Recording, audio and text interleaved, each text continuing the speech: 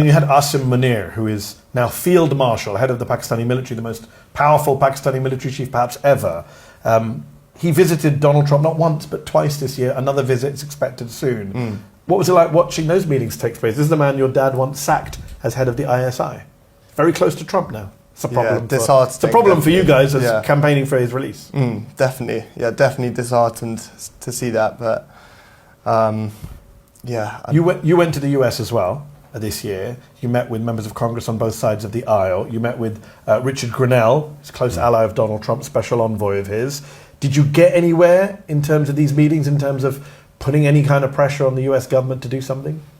Well, he was very supportive of Grenell. He was very supportive. He didn't promise anything to us, but he said he kindly said that he'd raise the issue and carry on supporting us on X, which he did even before we'd met him or had any contact. Yeah, he was tweeting free Imran Khan. Exactly. But it hasn't translated into policy. No, exactly. Unfortunately, he didn't get, from your perspective, he didn't get a top job in the administration, Secretary of State or one of those gigs that might have allowed it. I think he's special envoy for something or another. Did you have any other joy while you were in the US? Anything you came back hopeful about?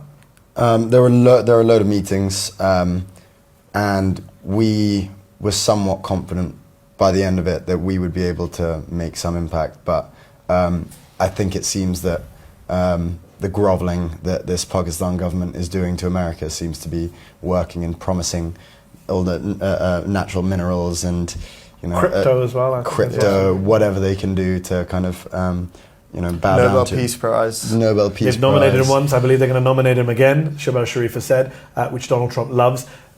I mean, during the election campaign, I met a lot of Pakistani Americans who thought Donald Trump was going to be the guy who freed Imran Khan. A group of Pakistani Americans set up a PAC where they endorsed Trump, quite controversially, when many other Muslims were like, you can't go near Trump. And they said it was because Imran Khan. There were AI videos, I'm sure you saw them, of Donald Trump walking into prison and opening the door and escorting your dad out. This is what people hoped for. We don't look anywhere close to that right now. It looks like Donald Trump is actually pals with Munir and has no interest in doing anything for your dad. You can only assume it's business at a certain point, however much they might be. Did you have hope as well? I'm just wondering, in 24 you thought Trump might be the guy who comes and does something different. Definitely had hope, but I think this whole period has kind of made me more cynical about foreign policy in general.